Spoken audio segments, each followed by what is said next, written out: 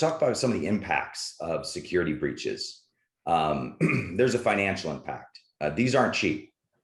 Cleaning up from a mess is expensive, as is the ransom.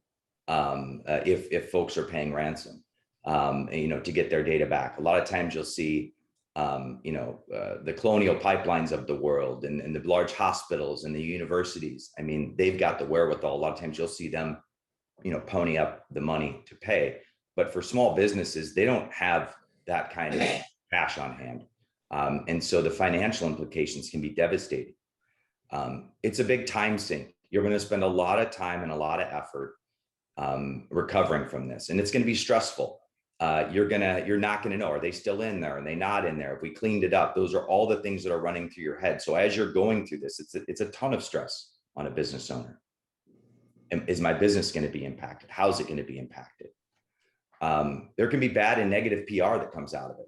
You may have to reach out to vendors that you do business with. You might have to reach out to them and say, hey, we had an incident. We had some compromised data, and part of that was yours.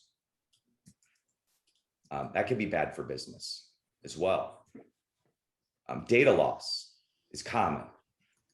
And it's more common in folks that aren't protected. The folks that think that this can't happen to them, the data loss is they're going to lose all their data, and they're not going to get it back. And then unfortunately, at times, this can be a catalyst for business closure. It's, the business was already struggling. They get hit with this and they just can't recover from it. And so these are all the things that you can expect if you do have a data breach of some sort.